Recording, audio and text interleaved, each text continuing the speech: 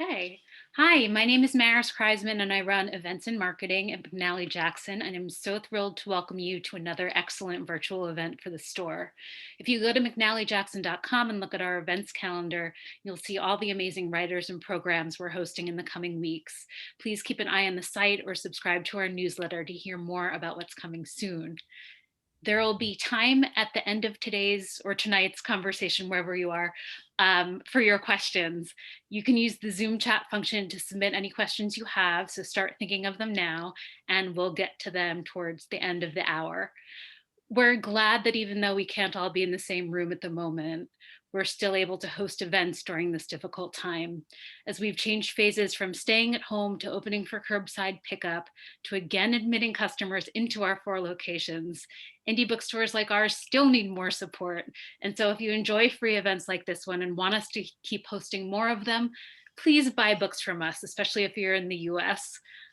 Throughout the afternoon or evening, I'll post links in the chat to buy the American edition of Burnt Sugar, which we are celebrating today.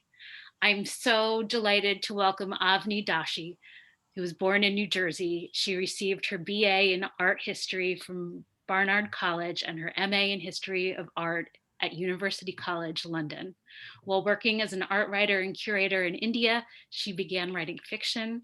Her debut novel, Burnt Sugar, was shortlisted for the Booker Prize. She currently lives in Dubai with her family. And joining Avni is Diksha Basu, the author of the novels Destination Wedding and The Windfall. Originally from New Delhi, India, she now divides her time between New York City and Mumbai. It's such a pleasure to have you here. Hi, thanks for having us. So I think, Maris, should I take over from this point and allow Avni to start with the reading of her book before we dive into a Q&A? Great. Indeed. Avni, over to you with your brilliant Burnt Sugar. I'm just going to read, since this is actually, I think it's the first event I'm doing for the US. So I'm going to just read a short section from the beginning, since I don't know if a lot of people are familiar with the book. I would be lying if I said my mother's misery has never given me pleasure. I suffered at her hands as a child, and any pain she subsequently endured appeared to me to be a kind of redemption, a rebalancing of the universe where the rational order of cause and effect aligned. But now I can't even the tally between us. The reason is simple: my mother is forgetting, and there is nothing I can do about it. There is no way to make her remember the things she has done in the past, no way to baste her in guilt. I used to bring up instances of her cruelty casually over tea and watch her face curve into a frown. Now she mostly can't recall what I'm talking about. Her eyes are distant with perpetual cheer. Anyone witnessing this will touch my hand and whisper, "Enough now, she doesn't remember, poor thing." The sympathy she elicits in others gives rise to something acrid in me.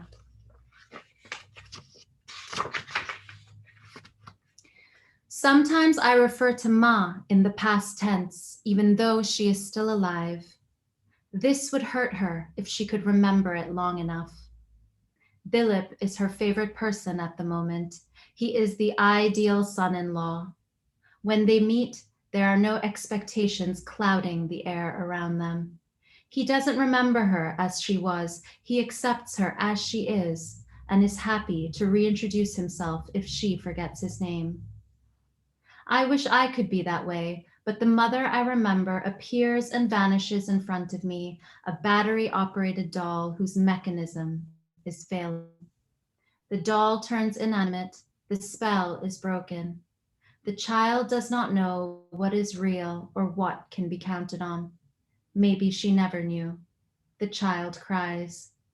I wish India allowed for assisted suicide like the Netherlands, not just for the dignity of the patient, but for everyone involved. I should be sad instead of angry. Sometimes I cry when no one else is around. I am grieving, but it's too early to burn the body. Thank you, Avni. Just such a magnificent book. Thank you for sharing that and for introducing us into the worlds of Tara and Antara. I want to ask you to begin sort of with where the original inspiration for this book came. And I know you've talked a little bit about your family's relationship to the ashram in Pune, in particular your aunts. And so if you could just give us, especially for those in the US who maybe don't know much about the book yet, a little bit of background into the broader strokes of the book and where the ideas originated for you. Yeah, so the novel is about a mother and a daughter. Tara is the mother and Antara is the daughter. And at the beginning of the novel, we find that Tara is diagnosed with Alzheimer's disease. And Antara is now faced with this dilemma. How does she care for and look after this woman who never really looked after her? And we learn a little bit about their history, about the kind of mother Tara was to Antara.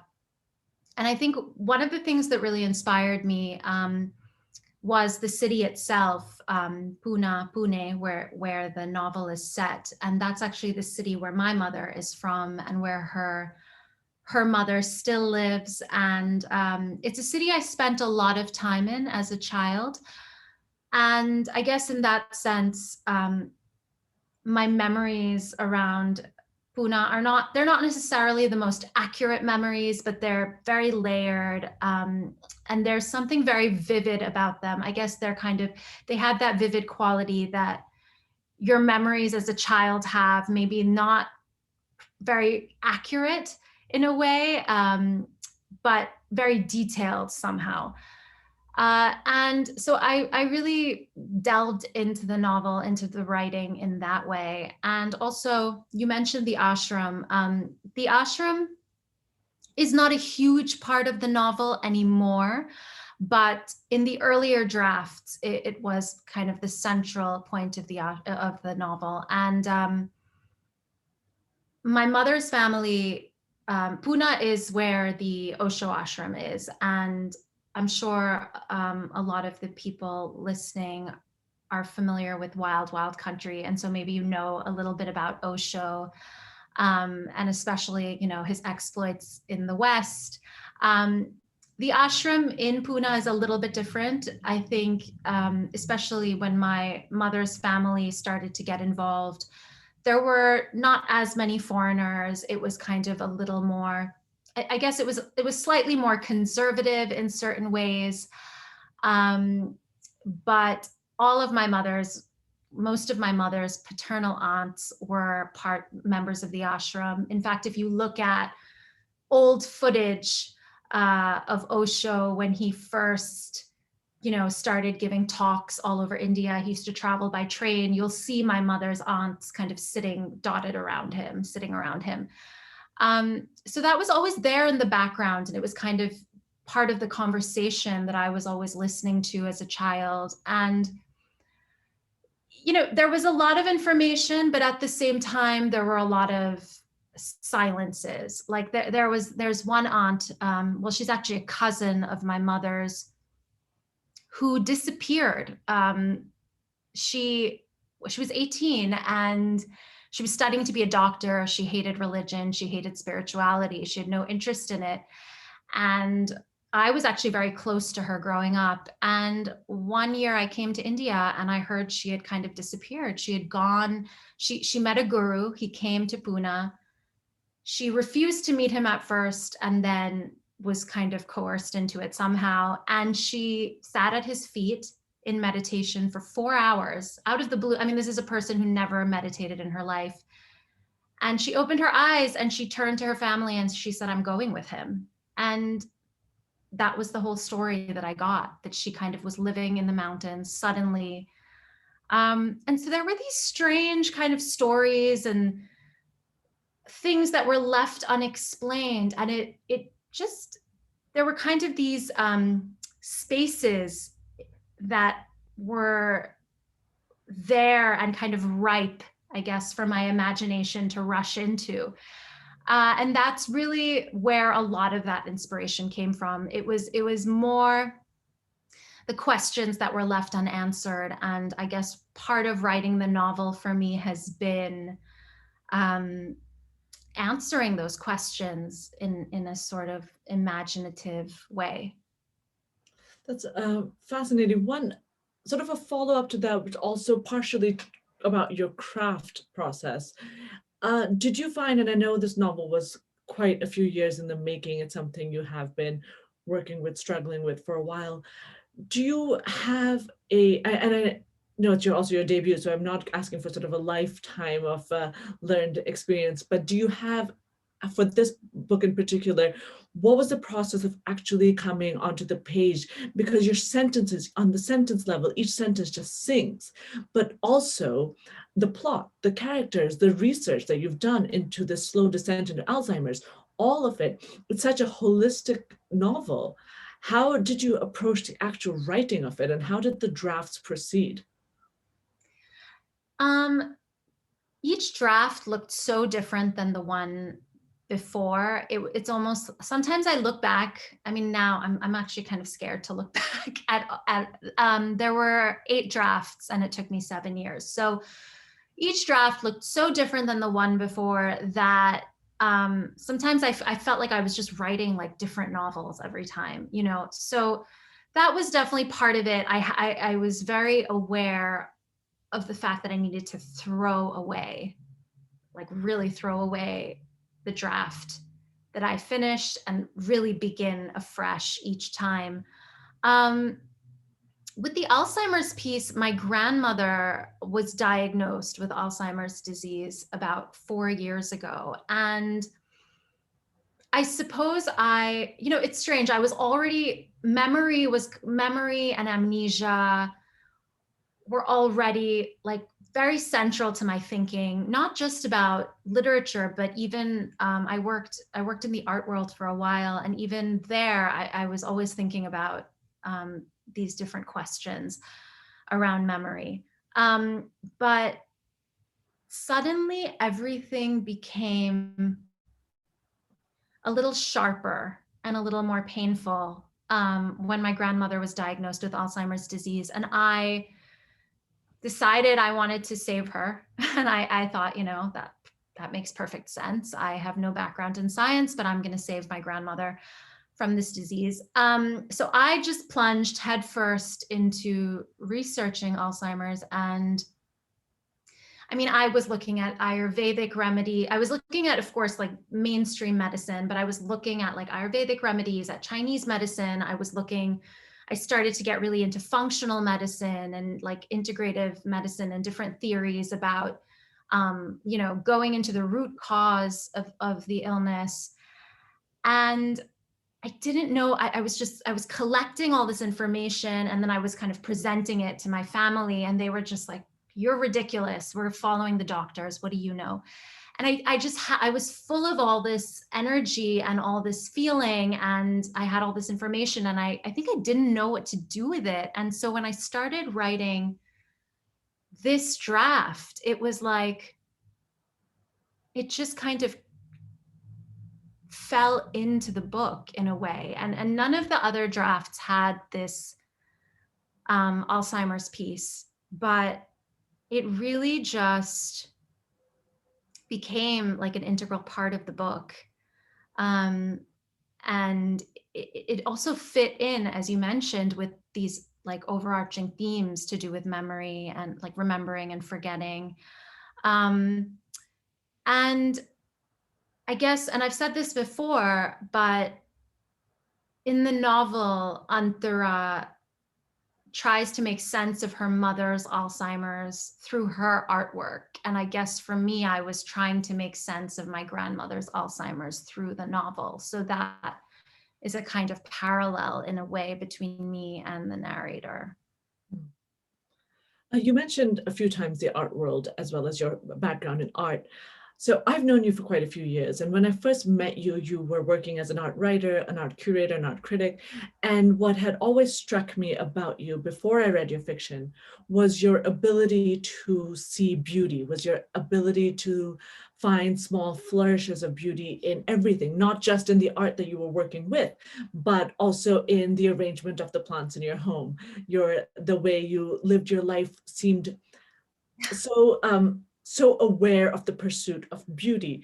But then when I read your book, there was a grotesqueness of the human condition, an ugliness of the human condition that you stare straight at, you don't look away from, to the point where there were lines in your book where I had to look away because it was so unflinching, but at the same time, the narrative is so gripping, and the grotesqueness that you present is so honest, for lack of a better word, for lack of a more literary word. It's so honest of the ugliness of the human condition.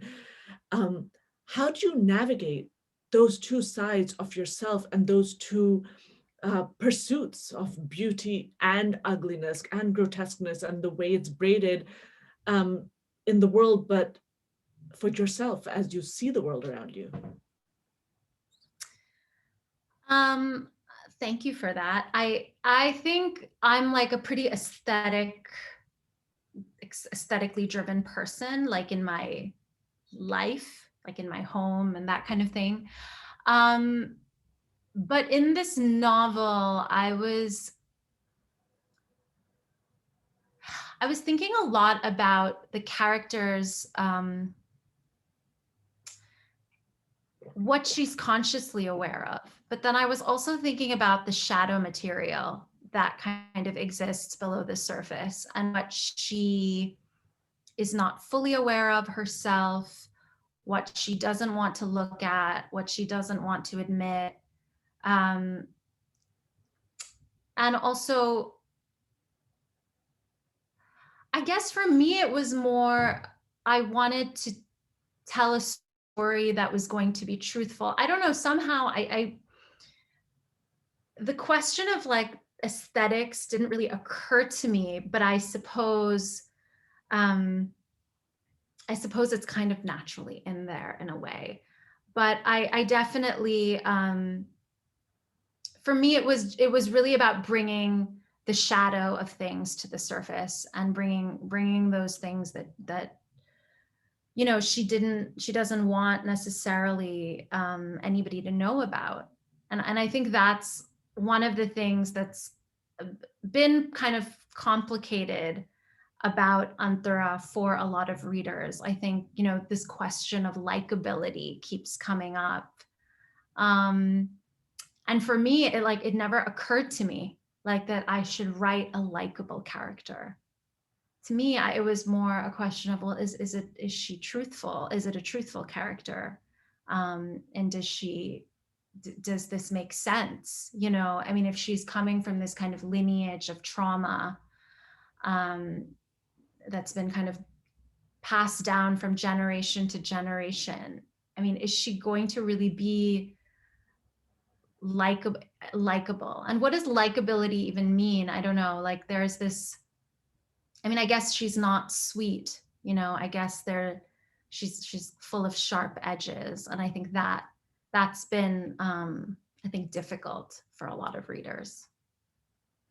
I'm going to ask you something that I have seen you dodge in previous interviews, including with me, and I'm going to put you on the spot again and ask you to to write something like this, to see the ugliness of the human condition with such open eyes.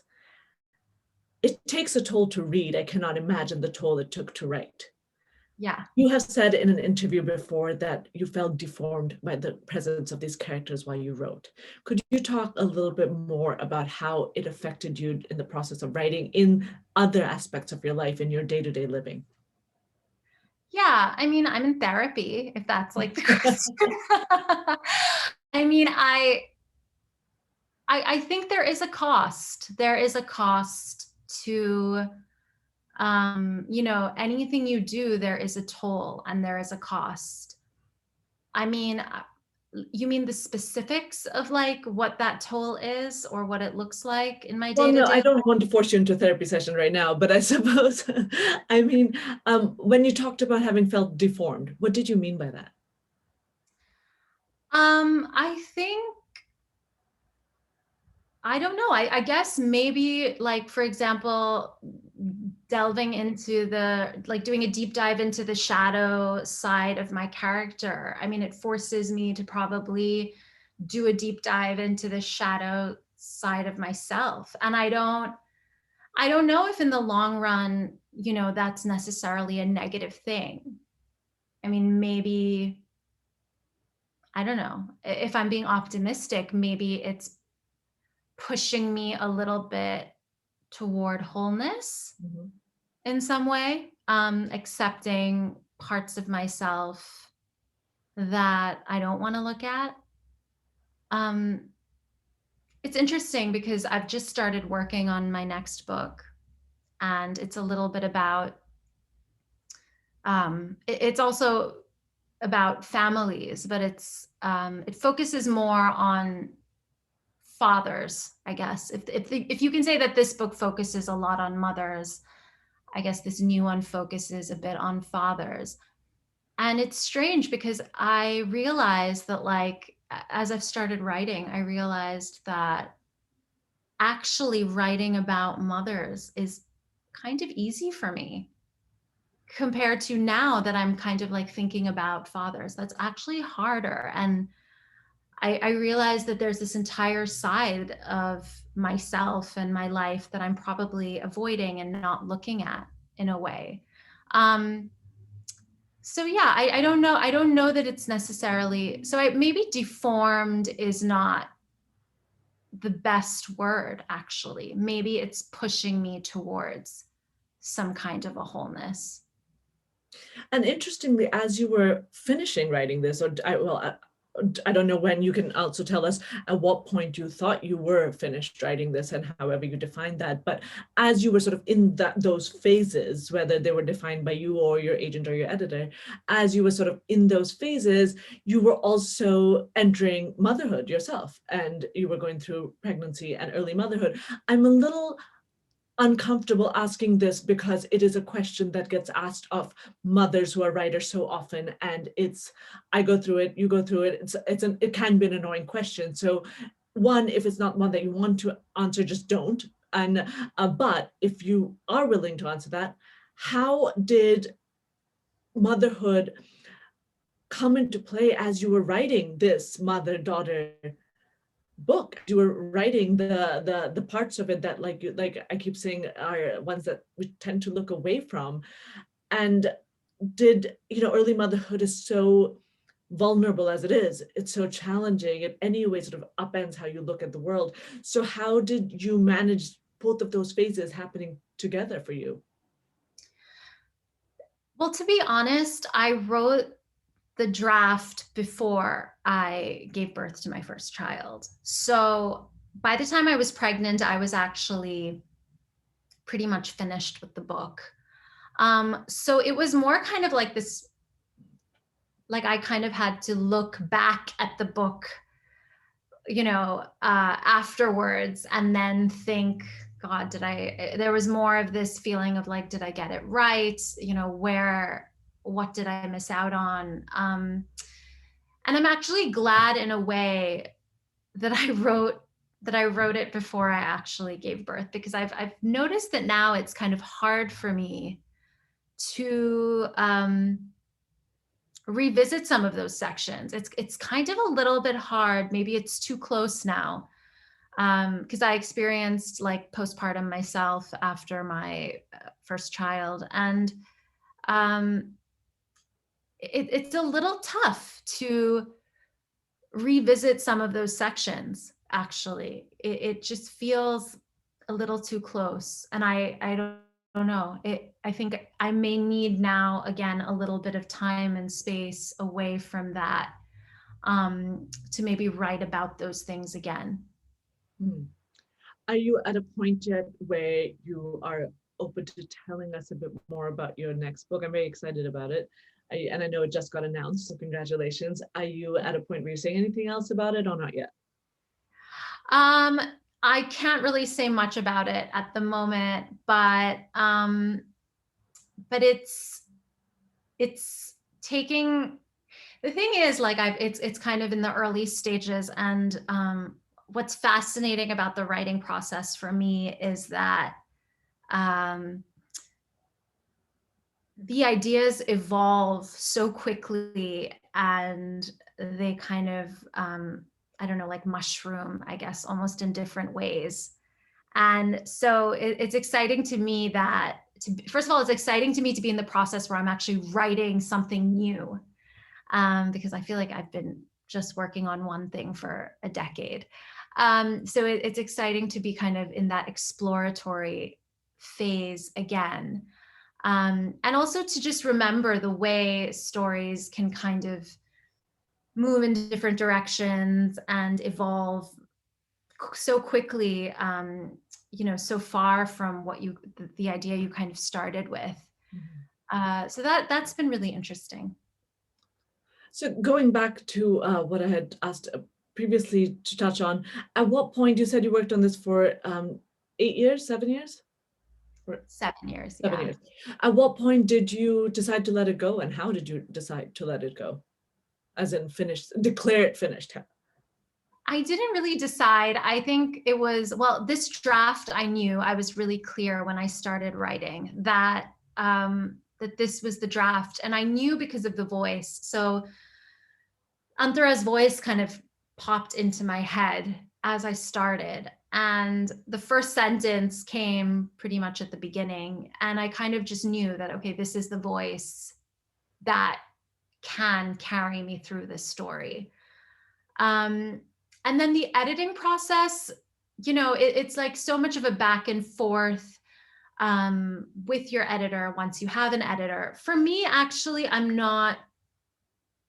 probably not as nitpicky about things as most writers are. I know I hear these stories about writers who are just endlessly editing. I was quite happy, I think, to be like, okay, just take it, I'm done.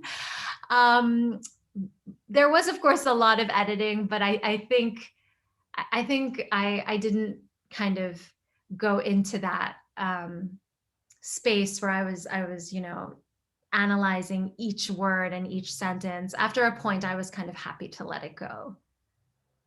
Right. Do you find now when you revisit it or when you're reading from it, do you find yourself making changes as you go, or are you completely hands off? I don't make changes as I go, but I kind of roll my eyes when I when I'm like, oh, that shouldn't have been a that should have been an or whatever, like an article change, or I see a comma and I'm like, oh, I don't want to breathe there. And it's just, yeah. So I do that. And I'm just like, oh, what a stupid mistake, And then I feel bad for my readers because I think they're probably wondering why I did some of those things. So it's more that you feel bad for your readers because you're like, oh, I should have been a little smarter and better, and more careful about that sentence. I don't think you need to worry about feeling bad for your readers. I just can't wait for the next one. And listen, I want to take advantage of being your friend to be able to ask you some lighter questions, because I feel from the interviews I've been reading with you, and when you publish a book like this that is so difficult to digest at times, I imagine a lot of the conversation becomes sort of heavy and tormented and painful. But there's also this joy and this beauty and this fun in bringing a book into the world, kind of like bringing a child into the world, but it's a complicated thing. And then on top of that, you get the accolades that you've got. You get the long list to the short list, so well deserved. Can you tell us a little bit about the process of you've had sort of a global launch before it's hit the shores of North America next week, is it? Or next Tuesday? Tomorrow, sorry. So right before that, so you've already sort of done the big launches. I want to know what it's been like specifically. I know it's been in a pandemic year, of course, so it's been largely virtual events you were talking about earlier. And how did you find out about the Booker long list? The Booker long list, well, for both the long list and the short list, my editor called me, and I don't know if I'm allowed to say this. Anyway, I'm gonna give you all the information. So you find out, I think they make the announcement on a Tuesday, but you get to find out on a Friday if you've made it or not. So both times on Friday, on the Friday before, I got a call from my editor, and it was very similar. She kind of asked me, are you sitting down? And the first time I said, oh God, and then I was thinking to myself, because I didn't know about this Friday thing. So I thought, okay, I've done something wrong. Why is she asking me this? I was expecting some bad news. And she gave me very good news. In fact, the best news I had heard in a long time. And I had one of those strange moments where I felt like I had hallucinated it. And so I just sat there. And even though my husband was kind of in the next room and I was thinking I should go tell him.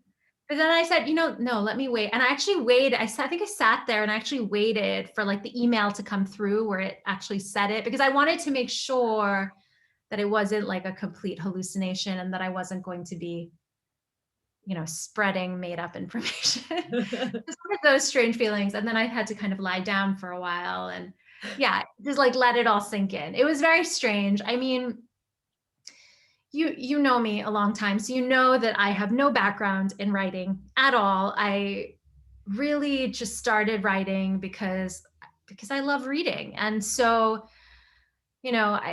this was really completely unexpected.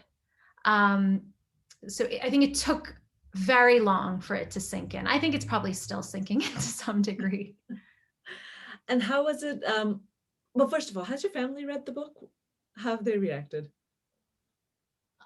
So everyone asks, a lot of my family has not read the book. So everyone's like, oh my God, what is your mom? So first of all, my mom had a lot of opinions about the book before she read it. She was very upset about it before she read it. And she told me that, how dare I write a book like this?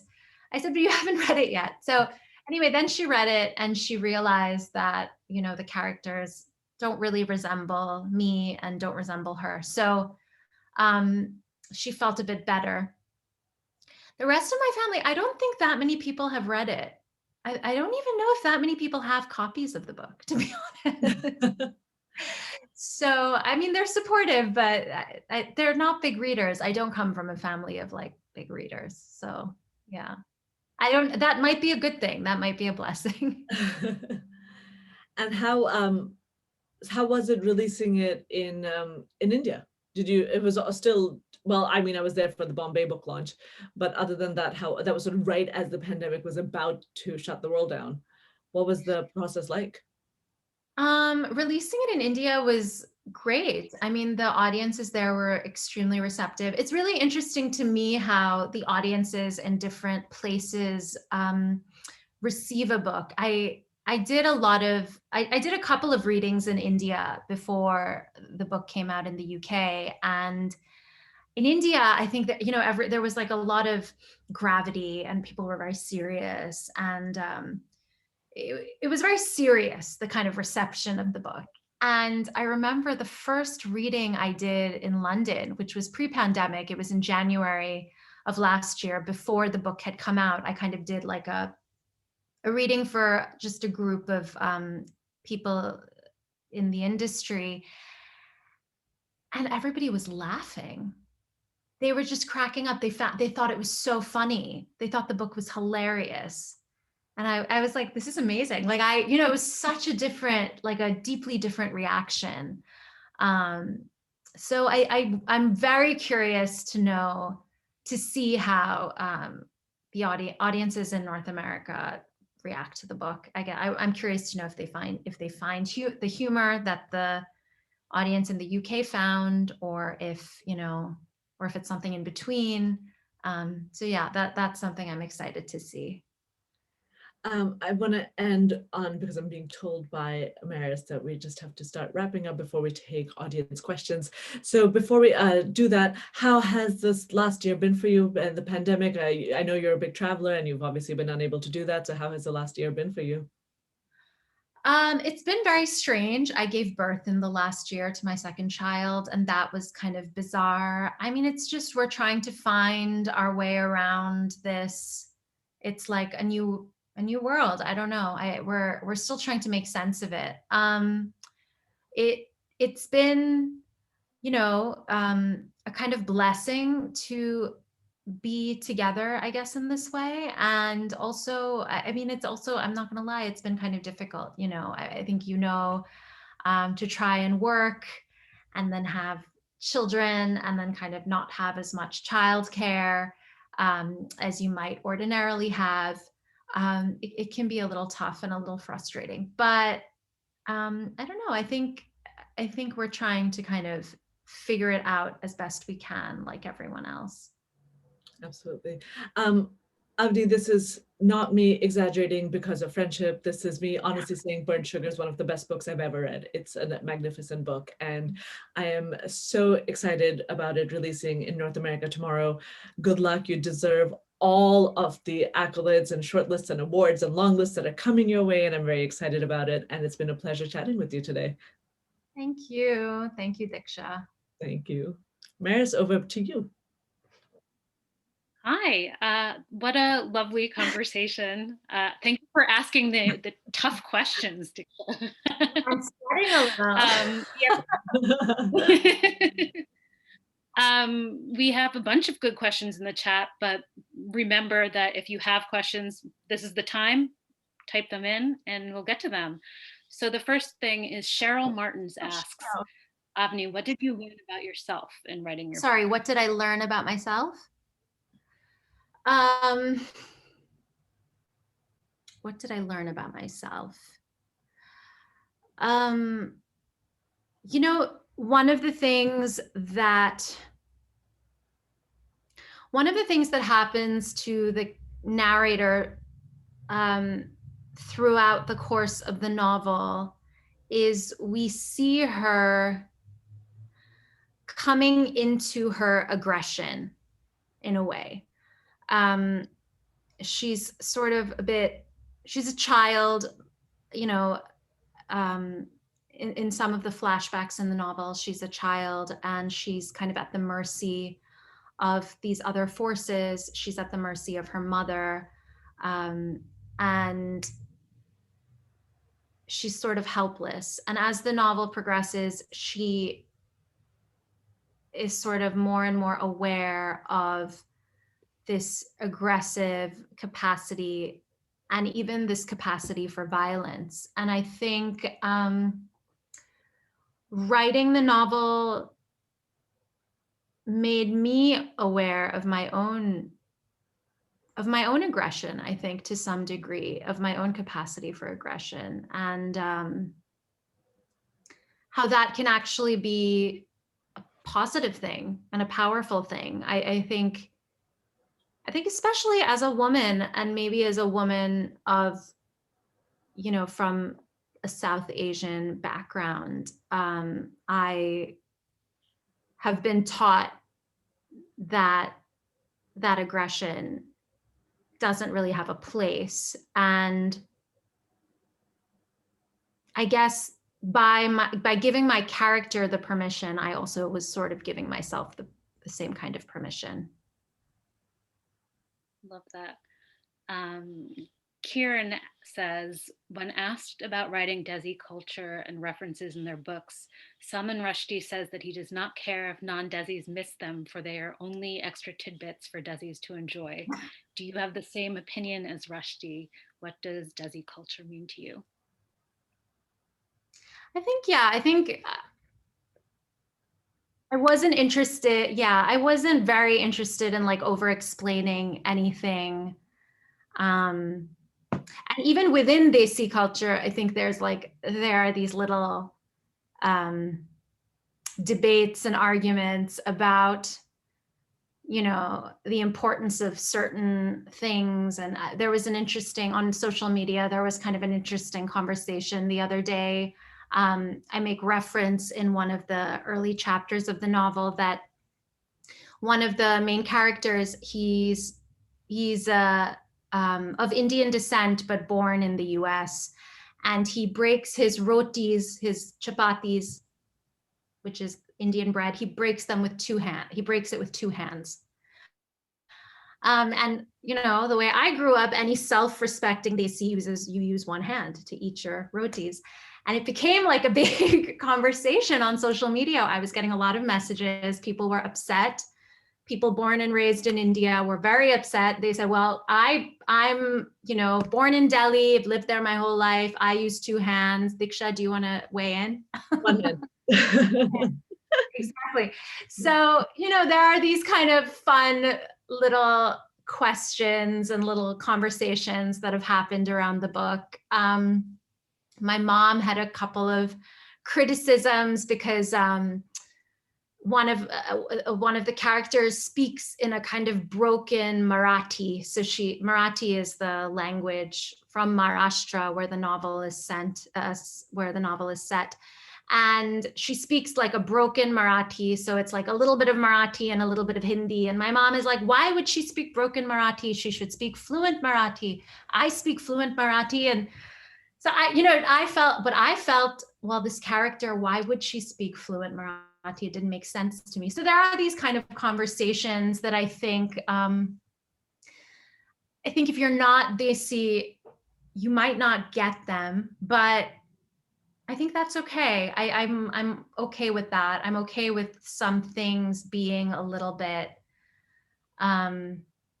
unclear. Some things are maybe a little esoteric as well, and I'm okay with that. So I think, yeah, maybe I do agree with Rushdie. Okay, so Natalia asks question, but we must remember not to give away too many spoilers. So Natalia says, how did you decide to end Burnt Sugar? Could you tell us a bit about the creative process as to how, as a writer, you decide on where to draw the line? As a person who loves to read, you know that when we read a book that means a lot to us, we feel sort of orphaned when we finished reading it. Do you have a similar feeling when you finished writing it? So I actually finished, so the ending is, so this might be an interesting thing to share. The ending for the Indian edition is a little shorter, like 3 pages shorter than the rest of the world. And I actually decided to end it a little earlier, which in the UK, my editor was like, it's quite abrupt, but I kind of wanted to create that. My idea originally was to have that tension and to have it be extremely abrupt. And I kind of wanted to leave the reader in that in between space of not knowing exactly where they were. And then I decided, and I see my editor is there, and so she's probably listening. So she said, I think actually you need to give the reader a place to land and to kind of be able to kind of allow what has happened to sort of sink in.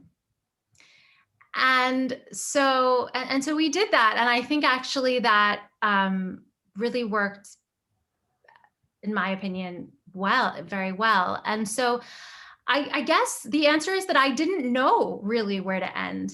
And that it was hard for me to kind of have a sense of where I should end. And it was at that point very, very useful to have outside opinions and to have, these like great editors coming in and saying to you that, maybe you want to add a little bit there just so the reader has a place to settle. But it's hard, when you spend kind of 200 pages and actually the better part of 7 years working on this story, it's hard to know where to end. And I would say I did feel orphaned in the sense that I feel I did go into a kind of creative depression. I think I told my agent that I'm never going to write again, and this was it. And I hope that's okay, if I never write again. Like, I hope you're not upset about that. I had these kind of conversations because it's hard. It's hard once you've spent that much time and energy on one thing to imagine working on anything else. And a follow-up question from Natalia, how did you go from the initial title, Girl in White Cotton, to Burnt Sugar? Again, that's my brilliant editor. She immediately picked up on so white cotton in the context of Indian culture has like a lot of different connotations. So white is the color that Hindus wear in mourning. It's kind of, it's the color of mourning, of grief. It's the color, widows wear. And so, and it's also the color that sadhus wear, that ascetics wear. So like in an ashram, for example, spiritual people or people who are kind of about to enter a different plane of existence, they might wear all white. So white has these different connotations. And she made the point that in the UK or in the US or in other parts of the world, you don't immediately get, those different ideas. And so girl in white cotton isn't a very, you just kind of, at first glance, you'll just kind of think of a girl, a pure, innocent girl in a white cotton dress or a wedding dress. And that wasn't really the image I was going for. I was looking for a kind of conflict almost in the title, something to feel a little uneasy in the title. And I think she actually came up with burnt sugar, and I thought it was perfect because if you've read the book, then you know where the sugar aspect comes from. And I think the idea of burnt sugar, there's something kind of looming, something a little bitter, something, that kind of crosses into the sweet and the spoiled, I guess. Andrew asks, is memory loss something that you worry about personally? And do you see your writing as a kind of preservation of your thoughts and feelings? Oh, interesting. I am a little concerned about memory loss, to be honest. I feel like sometimes feel foggy, like I'm losing my memory. And also I know it's genetic, and my grandmother has Alzheimer's disease, so I know it can be genetic. And I do. But then I also, I do things like I write things and then I throw them away. And I kind of am very disorganized with my writing, my journaling, and all of that stuff. So I don't do a great job at preserving all my writing, but I guess in some way, I do see the novel as kind of a way in which I've preserved certain ideas. It not necessarily not necessarily my own experiences, of course, but I guess my fears and it's kind of a collection of my fears and my fantasies and my nightmares and all of those things. Thank you so much. This has been such a joy, and everyone should purchase, if you haven't, the American edition of Burnt Sugar, which officially publishes tomorrow. Diksha and Avni, thank you so much. Thank you. This was great. Okay, thank you all. Thank you. Bye.